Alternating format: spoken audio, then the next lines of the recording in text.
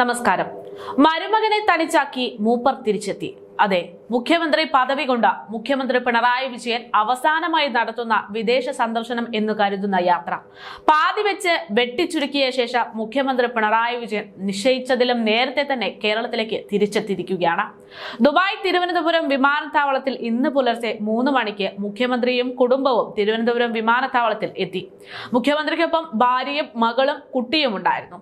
നാളെ കേരളത്തിൽ തിരിച്ചെത്തുമെന്ന് അറിയിച്ചിരിക്കുന്ന മുഖ്യമന്ത്രിയാണ് പറഞ്ഞതിലും നേരത്തെ എത്തിയിരിക്കുന്നത്. ഓഫീസിലും സുരക്ഷാ സംവിധാനങ്ങൾക്കും മാത്രം നൽകിയിരിക്കുന്ന അറിയിപ്പ് പ്രകാരമാണ് ഇന്ന് പുലർച്ചെ മുഖ്യമന്ത്രി എത്തിയിരിക്കുന്നത്. സ്വകാര്യ യാത്രയ്ക്ക് ശേഷം കഴിഞ്ഞ ദിവസം രാത്രിയായിരുന്നു ദുബായിൽ നിന്നും മുഖ്യമന്ത്രിയും കുടുംബവും യാത്ര തിരിച്ചതെന്നാണ് റിപ്പോർട്ട്. ആകെ മൊത്തത്തിലൊരു മാറ്റം അതായിരുന്നു ഇത്തവണത്തെ തിരിച്ചുവരവിൽ കണ്ടിരിക്കുന്നത്. സാധാരണഗതിയിൽ മുഖ്യൻ വിദേശയാത്ര കഴിഞ്ഞ് മടങ്ങിയെത്തുന്ന സാഹചര്യത്തിൽ അദ്ദേഹത്തിന് അതിഗംഭീരമായ സ്വീകരണം ഒരുക്കി സ്വീകരിക്കാൻ ഒരു വമ്പൻ പട തന്നെ ഉണ്ടാവാറുണ്ട്. എന്നാൽ പതിവിൽ നിന്ന് വിപരീതമായി ഇന്ന് മുഖ്യമന്ത്രി തിരിച്ചെത്തിയപ്പോൾ മുഖ്യമന്ത്രിയെ സ്വീകരിക്കാൻ DGP അടക്കം ഉണ്ടാവേണ്ടിയിരുന്ന സന്നാഹം ഒന്നും തന്നെ അവിടെ ഉണ്ടായിരുന്നില്ല. ഇന്ന് പുലർച്ചെ വിമാനത്താവളത്തിലെത്തിയ മുഖ്യമന്ത്രിയെ സ്വീകരിക്കാൻ അവിടെ ആകെ ഉണ്ടായിരുന്നത് മുഖ്യമന്ത്രിയുടെ സുരക്ഷാ ചുമതലയുള്ള പോലീസുകാർ മാത്രമായിരുന്നു. അതേസമയം മുഖ്യനൊപ്പം ഉലകം ചുറ്റാൻ പോയ മരുമകനും മന്ത്രിയുമായ PA മുഹമ്മദ് റിയാസ് ഇതുവരെ തിരിച്ചെത്തിയിട്ടുമില്ല. ഇന്ന് ദുബായിൽ ഒരു ചടങ്ങിൽ പങ്കെടുത്ത ശേഷമാകും മന്ത്രി നാട്ടിലേക്ക് മടങ്ങുക എന്നാണ് അറിയിച്ചിരിക്കുന്നത്. എങ്കിൽ പോലും ഇതിനു പിന്നിൽ മറ്റെന്തെങ്കിലും പ്ലാനുകൾ ഉണ്ടോ എന്ന കാര്യത്തിൽ സംശയമുണ്ട്. എന്തായാലും മുഖ്യമന്ത്രി വിദേശത്തേക്ക് പോയപ്പോൾ പകരം ചുമതല ആർക്കും നൽകാതിരുന്നതിനാൽ കടുത്ത വിമർശനം നേരിട്ടുകൊണ്ടിരിക്കുന്ന സാഹചര്യത്തിലാണ് മുഖ്യമന്ത്രി വിദേശ പര്യടനം പാതി വെച്ച് നിർത്തി തിരികെ എത്തിയിരിക്കുന്നത്.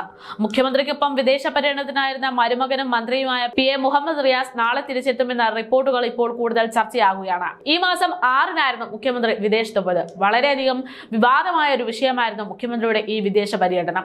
ലോക്സഭാ തിരഞ്ഞെടുപ്പ് നടക്കുന്നതിനിടെ മുഖ്യമന്ത്രി വിദേശത്ത് പോയതിനെതിരെ ആരോപണങ്ങൾ ശക്തമായിരുന്നു. മുഖ്യമന്ത്രി ഉൾപ്പെടെയുള്ളവർ രഹസ്യ വിദേശയാത്ര നടത്തിയത് എന്തിനാണെന്നാണ് പ്രതിപക്ഷ നേതാവ് VD സതീശൻ വിമർശനം ഉന്നയിച്ചത്.